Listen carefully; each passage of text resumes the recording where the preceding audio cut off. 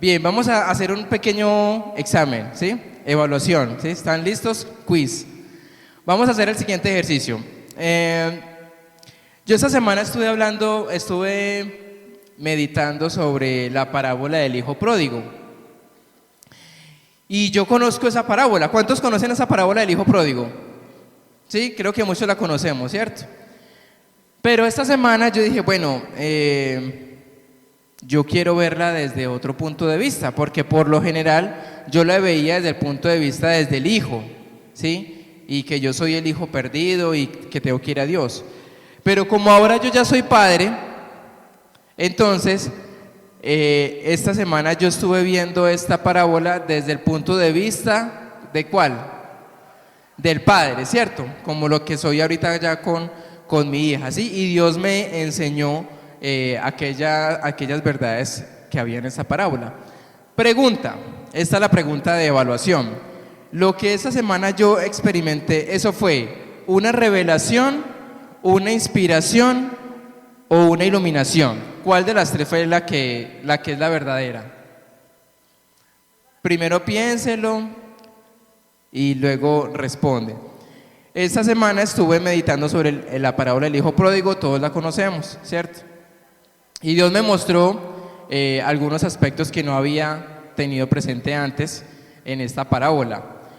Cuando Dios me muestra algo diferente, ¿eso es revelación, inspiración o es iluminación? ¿Cuál de las tres es la correcta?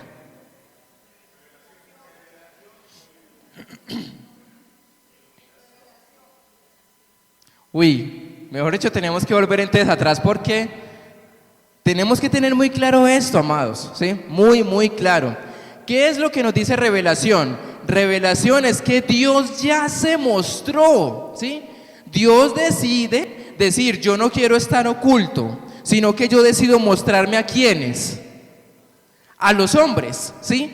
Para que nadie tenga excusa de que no me conoce. Eso nos dice Romanos 1, 20, 21. Me encanta ese versículo, ¿sí? Y la revelación ya está, ¿sí? No es que yo llego a la Biblia y digo, Dios me reveló algo diferente. No, porque la revelación, ¿qué? Ya está, ¿sí? Dios decidió mostrarse en su amor para cada uno de nosotros. O sea que la primera no es revelación, porque Dios ya se había mostrado y se mostró también a través de Jesucristo, ¿sí?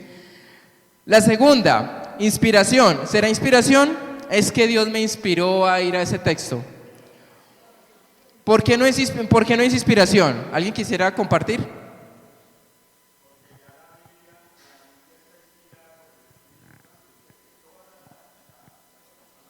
Inspirada por Dios. Creo que es 2 Timoteo 3:16. Entonces, mire, tampoco es inspiración porque Dios usó hombres en la época, en el contexto en que ellos vivían, campesinos, gobernantes, reyes, doctores, ¿sí? Y los inspiró para que ellos escribieran acerca de esas anécdotas o de ese testimonio que vivieron en ese momento, ¿sí? Entonces tampoco es inspiración. Entonces, ¿cuál sí es? Iluminación, ¿sí? ¿Cómo me ilumina Dios? A través del Espíritu Santo, ¿sí? Que el Espíritu Santo en esta semana, y este ejercicio lo tomé de esta semana, de esta mañana el devocional, con nuestra chica del grupo musical Gabriela. Ella nos habló de un texto que Dios le mostró cómo llegar a ese texto, ¿sí? Y eso sí es iluminación, que Dios nos lleva a textos donde, por ejemplo, lo que les decía yo, el hijo pródigo. ¿Cuántas veces hemos leído el hijo pródigo? Muchas veces, ¿sí? ¿Y cuántas veces se ha predicado sobre el hijo pródigo? Muchas veces, pero siempre hay algo que nos lleva a decir, wow, esto no lo había notado. Y eso es ¿qué? Iluminación, ¿sí? Ya tenemos claras las tres. Revelación, ¿qué es revelación? Dios se muestra, ¿sí? Dios decide mostrarse a la humanidad. Inspiración.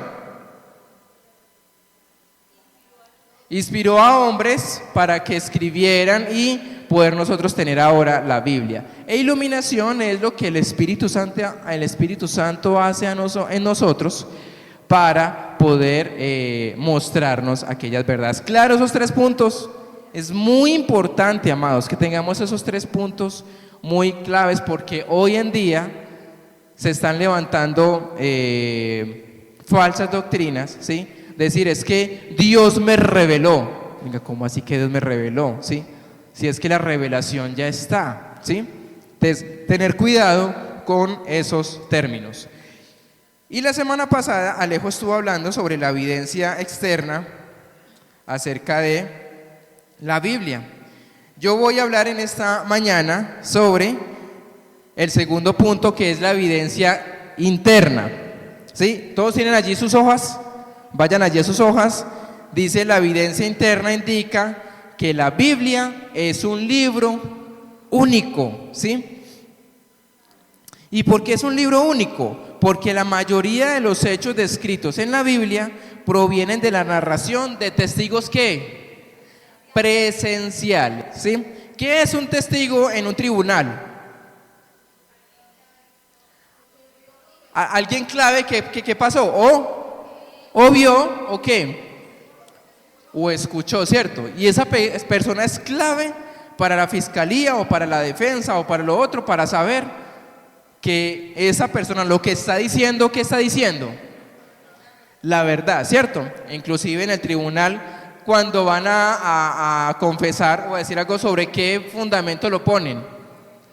Sobre la Biblia, ¿cierto? Mire cómo la Biblia es tan importante aún en cualquier ente social y legislativo, sí, donde dice: jura decir la verdad y nada más que la verdad. ¿Y delante de quién está? De la Biblia, ¿sí? Porque es un testigo importante, ¿sí? Entonces mire cómo a través de la Biblia Dios usó testigos presenciales en épocas diferentes de la vida para poder mostrarnos a nosotros la información. ¿Viene la información de primera mano o de segunda mano? Porque vienen directamente de ellos como testigos, ¿sí? Así cuando alguien dice: uy, yo vi ese accidente, y yo vi cuando pasó y esa moto se le atravesó a ese carro, y yo vi cómo ese hombre esa moto voló, y entonces el otro se paró todo asustado, y el otro entonces iba a salir corriendo, pero entonces yo lo cogí y sé cómo es que se va a volar. Y esa es la persona que está contando a detalle todo lo sucedido. Una cosa es que me cuenten a mí, pero otra cosa es que ese testigo esté ahí viviendo, esa es la palabra correcta, viviendo el momento como tal. Pregunta: ¿ha sido usted testigo en algún momento de algo? Un accidente, o una pelea de pareja, ¿sí? Uy, esa pelea está buena, ¿sí? Uy, esa mujer le está dando duro, ¿sí? Somos testigos en muchas ocasiones, ¿sí? Y entonces podemos contar con veracidad lo que ocurrió, ¿sí? Y los autores humanos, la Biblia está llena de narraciones de testigos presenciales. Pongámonos en ese lugar, imaginémonos a Moisés, ya para cruzar el mar. ¿Y el mar qué? Se abre. Entonces, imaginémonos por un momento un mar abriéndose. ¿Cómo sería eso impresionante, sí? Oiga, a mí me da... me emociona eso, ¿cierto? El hecho de Moisés estar allí y decir: Señor, ¿y yo cómo voy a cruzar este mar? Y empieza el mar a que... y los peces a un lado, viendo tiburones al otro, y... o sea, eso debe haber sido algo sorprendente. Imaginémonos a Elías viendo cómo cae ¿qué? Fuego del cielo. Y una cosa es que nos cuentan a nosotros, pero ese hombre viviendo allí, esa situación, eso debe haber sido muy emocionante, ¿verdad? Y Dios usó esas personas para que contaran acerca de lo que vivieron, y por eso nosotros podemos decir: eso es verdad, porque esas personas lo cuentan y fueron testigos, ¿sí? ver a Josué con sus propios ojos derribarse en los muros de Jericó, dando vueltas. Los discípulos estuvieron con Jesús en el aposento alto y luego vieron y escucharon a Jesús resucitado. Así que es importante tener presente lo asombroso y la consistencia de lo que es la Biblia. John McDowell escribe: la Biblia fue escrita a través de un periodo de 1500 años, en varios lugares, desde Babilonia hasta Roma. Los autores humanos incluían, ¿cuántos autores? Más de 40, ¿sí? En diferentes épocas, pero lo sorprendente de la Biblia es que la Biblia está conectada absolutamente toda. Lo que dice esta persona, Isaías, se conecta con lo que dice otra persona en el Nuevo Testamento. Y fueron siglos que ocurrieron. Por eso es importante decir, la Biblia es algo tan importante. Y algunos podrían decir, pero ¿cuál es la diferencia entre la Biblia y otros libros? Porque hay gente que nos pregunta eso, ¿cierto? ¿Cuál es la diferencia entre leer una Biblia o leer el libro del Mormón? ¿Cuál cree que es la diferencia? Ajá, muy bien. ¿Qué más podemos decir acerca de la diferencia entre un libro mormón? Ajá. La Biblia no se contradice. Miren esos datos tan importantes.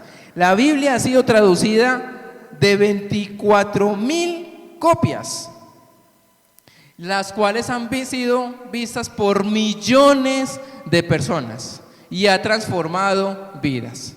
Porque por eso estamos nosotros acá, porque por medio de la Biblia nuestra vida ha sido transformada, ¿sí? Porque Dios se mostró, Dios se inspiró en personas y nos permite poder llegar a las Escrituras, ¿sí? Entonces, ¿cuál es la diferencia entre la Biblia y la Biblia del Mormón? Dios usó más de 40 autores, ¿sí? Y ha sido traducida en más de 24,000, ha sido traducida en 24,000 copias. Y el libro del Mormón ha sido traducido de un supuesto original, ¿sí? Uno solo. Y un hombre llamado José Smith, quien no era ningún erudito en lenguaje, ese original desapareció y no hay ninguna copia disponible de eso. Pero podemos decir que la Biblia inclusive tiene datos arqueológicos que pueden notar que la Biblia es verdad.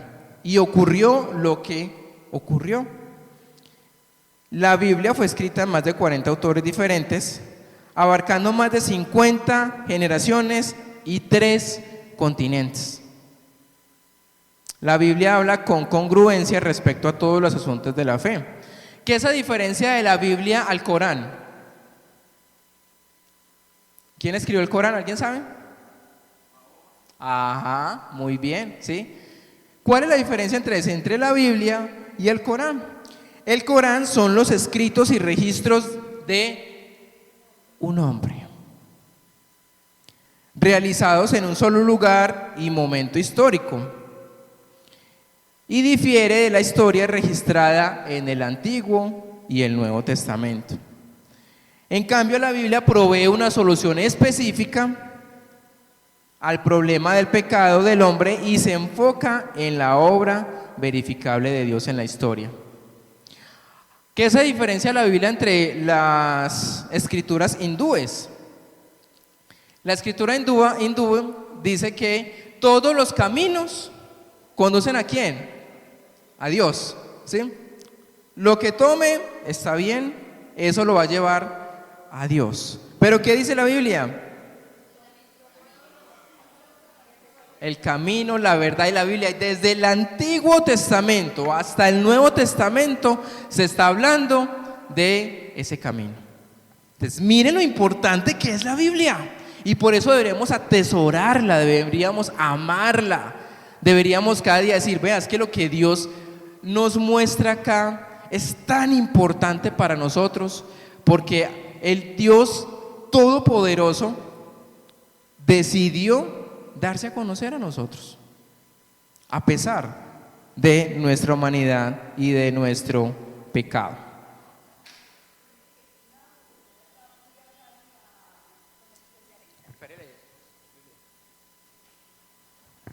Buen día, hermanos, bendiciones. En una oportunidad fui a Cali, allá con el especialista, bueno, con un especialista. Entonces me decía, bueno, pero hábleme de los diferentes libros. Yo le dije, mire, yo no le voy a hablar de los diferentes libros, le voy a hablar de la Biblia, porque es el único libro que habla del amor. De todo lo que yo leí, estos libros no hablan del amor. La Biblia habla del amor, habla de ese amor inmenso que Dios tuvo por la humanidad, de mandar a su Hijo Jesucristo y morir por nosotros, y darnos la salvación, el que da sanidad. A veces la gente es muy inquieta en querer saber toda esta historia de todos los libros, pero no se centran en el libro de la verdad, en el libro del amor, en el libro de la salvación. Gracias, Diana. Vamos a ver entonces la tercera evidencia, y es la evidencia personal. Indica que la Biblia es un libro, ¿qué? Poderoso. Porque lo que dice Diana es muy cierto, es un libro que cambia, que transforma vidas. Hasta la semana pasada, junto con mi hija y mi esposa, estuvimos leyéndonos las Crónicas de Narnia. Empezamos con el primer libro, ¿sí? Y es muy rico como mi esposa narra y pone la voz de el león, de la voz de la bruja, y mi hija y yo somos atentos allí escuchando, ¿sí? El libro de Narnia. Pero ¿qué produce ese libro en nosotros? Emoción, el querer seguir leyendo. Luego fuimos a vernos la película y uy, no, la película es muy diferente al papel, ¿sí? Pero cuando yo voy a la Biblia, ¿qué pasa? Experimento ese poder de Dios, experimento ese amor de Dios de wow, o sea, Dios me ama tanto, que hace tanto por mí, que yo ni siquiera tengo que hacer nada. Dios es mismo quien ha hecho todo lo posible. Por eso es un libro que transformador, poderoso, ¿sí? Y entonces, si es tan poderoso, ¿por qué a la gente le cuesta leerlo? ¿Qué creen ustedes?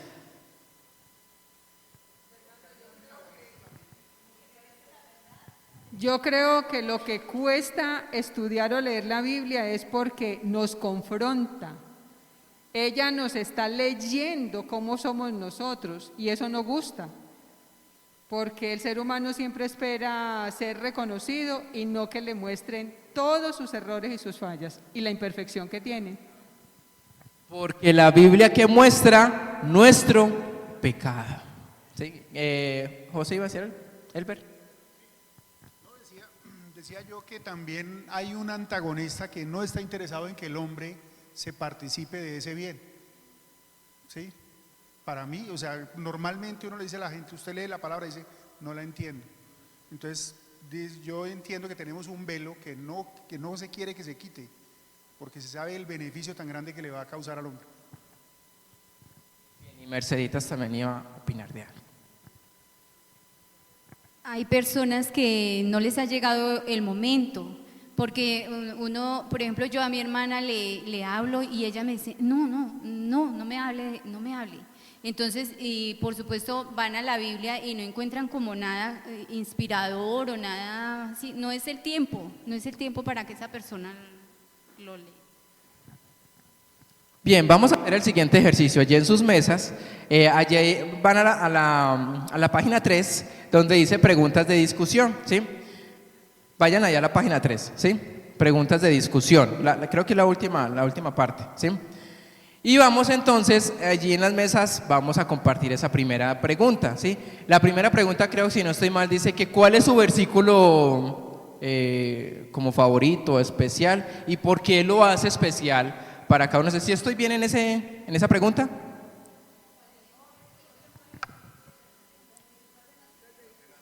Sí, preguntas de discusión.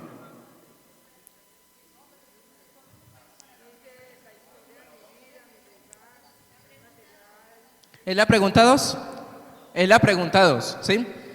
Vamos entonces en esa pregunta 2 a compartir cuál es como mi versículo favorito y por qué es importante ese versículo para mí y que Dios me ha iluminado en algunas situaciones de mi vida. Listo, entonces vamos a compartir allí brevemente esa historia de nuestra vida referente a ese versículo que para ustedes es importante.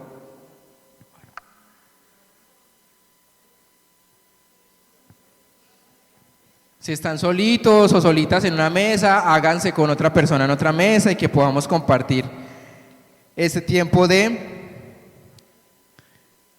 nuestro texto favorito. Bien, ¿alguien quisiera compartir algún texto que ha sido inspirador para, bueno, que le ha iluminado? Hasta yo me estaba equivocando en eso. Que Dios le haya dicho en algún momento, le recuerda en todo momento algún versículo en especial.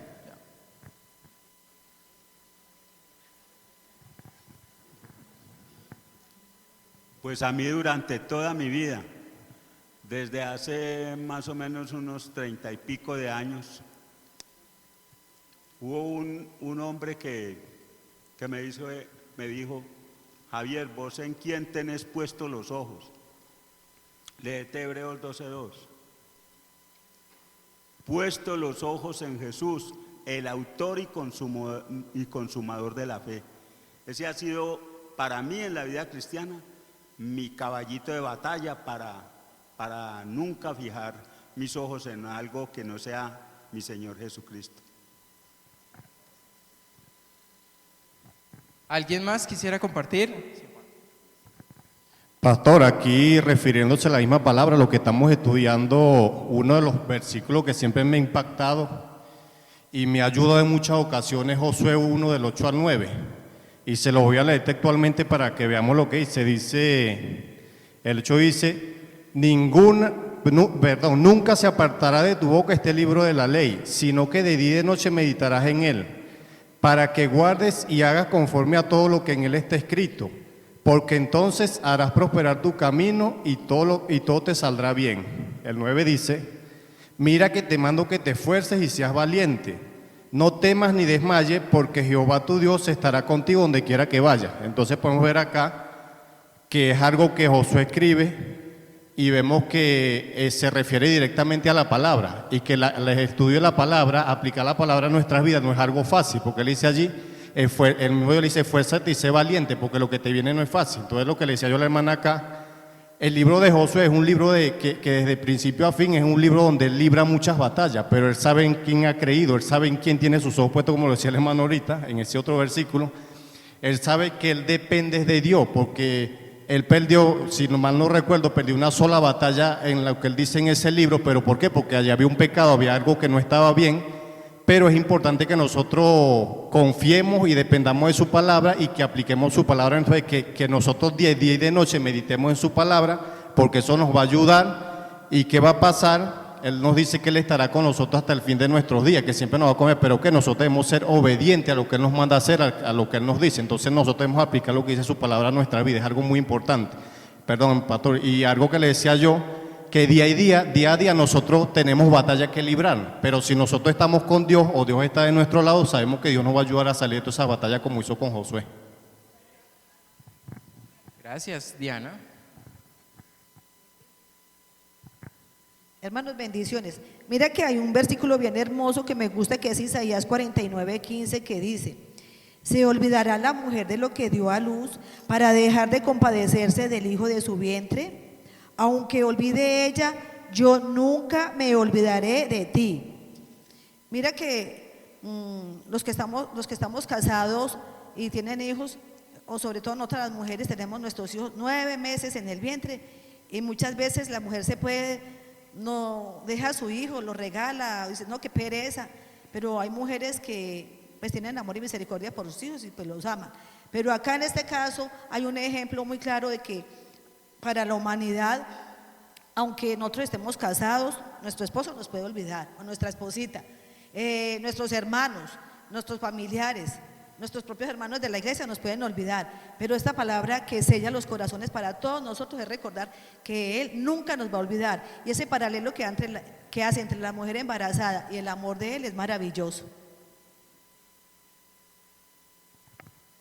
¿Alguien más quisiera compartir un texto que en la Biblia siempre le ha llevado a momentos o situaciones que siempre le lleva a recordar? Dios nos recuerda nuevamente en medio de esas batallas ese texto.